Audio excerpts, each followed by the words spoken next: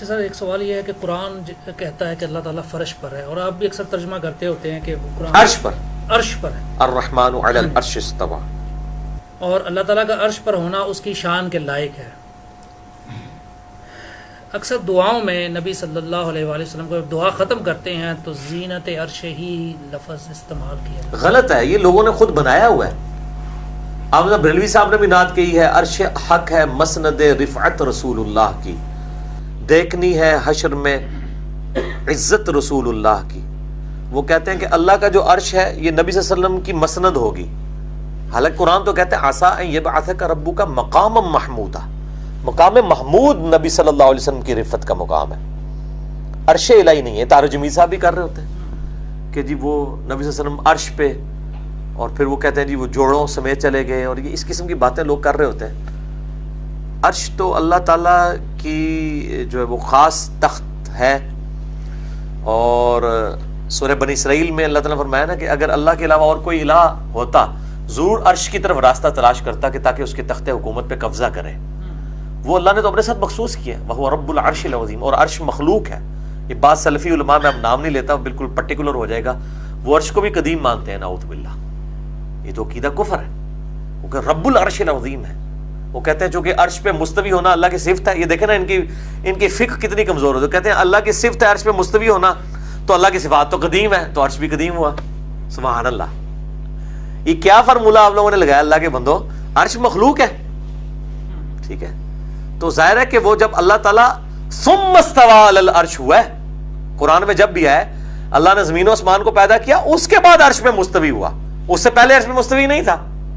تو تانوں کی ٹینشن ہو گئی ہے استواء علی العرش عقیدے دا کہ وہ یہ قدیم عقیدہ تو نہیں استواء علی العرش کا، بعد میں مستوی ہوا ہے جیسا کہ اس کی شان کے لائق ہے، اور ہماری رگے جہاں سے ہمارے قریب ہے جیسا کہ شان کے لائق ہے۔ میں یعنی نہ سلفیوں والا عقیدہ رکھتا ہوں نہ حنفیوں والا، میرا درمیان میں ہے کہ معیت کی بھی میں تعویل نہیں کرتا اور استواء علی العرش کی بھی تعویل نہیں کرتا۔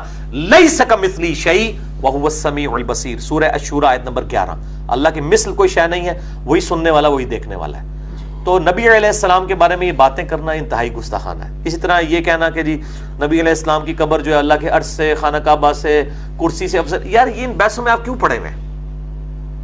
نبی صلی اللہ علیہ وآلہ وسلم نے جب ان چیزوں کو ڈسکس نہیں کیا، آپ کیوں کر رہے ہیں؟ پھر وہ کہتے ہیں نہیں وہ جو حصہ زمین حضور کے ساتھ ٹچ ہے، چونکہ اس مٹی سے آسم کی پیدائش ہوئی ہے اور آپ مخلوقات میں سب سے افضل ہیں، اس لیے وہ والی مٹی جو ہے وہ عرش سے افضل ہے۔ دیکھا کیسا فارمولہ لگاتے ہیں بھائی، جس مٹی سے آپ پیدا ہوئے ہیں نا وہ مٹی وہی تھی جس سے آپ کا جسم بن گیا، جو باقی بچ گئی نا وہ مٹی وہ نہیں ہے۔ قبر مبارک کو عرش سے افضل نہ کہیں، ہاں آپ نبی علیہ السلام کی مبارک ذات کو اگر اللہ کے عرش سے افضل کہتے ہیں ہمیں کوئی حرج نہیں ہے، مخلوقات میں سب سے افضل آپ ہیں، یہ کورالری آپ بنا لیں، ٹھیک ہے۔ قبر مبارک کو افضل نہ کہیں نہ، کیونکہ قبر سے جو مٹی اٹھا کے آپ صلی اللہ علیہ وآلہ وسلم کی تخلیق ہونی تھی وہ ہو چکی، اب جو باقی مٹی بچی ہے تو وہ صرف قبر کی تو نہیں ہے، پورا ریاض الجنہ ہے، پوری زمین ہے، کسی نہ کسی فارم میں تو مٹی سے جڑی ہوئی ہے۔ یہ میں ٹیکنیکل گفتگو، چونکہ اب یہ ٹیکنیکل گفتگو ہے، یہ کتابوں ضرورت والی نہیں ہے، یہ ضربہ تقسیم والی ہے، تو NG ہوئے گی پھر گفتگو۔ تو آپ یہ بات کریں، بالکل ٹھیک ہے، اشرف المخلوقات آپ صلی اللہ علیہ وآلہ وسلم ہے، اجماع ہے۔ باقی قبر مبارک کے بارے میں یہ بات کرنا، تو اس سے تو پھر وہ کل کو کوئی کہے گا جی چونکہ اب قبر افضل ہے خانہ کعبے سے، لہذا جب کعبے کا طواف ہو سکتا ہے پھر قبر کا بھی ہو سکتا ہے۔ کورالری تو ماشاءاللہ ہمارے بریلوی بھائی پھر بنا دیں گے، اور یہ عقیدہ المہند المفند میں دیوبندیوں نے لکھا ہے، اور یہ عقیدہ جو ہے وہ بہار شریعت کے اندر بریلویوں نے لکھا ہے، یعنی متفقہ عقیدہ بنایا۔ جب دلیل پوچھتے ہیں کہتے ہیں آپ گستاخ رسول ہیں،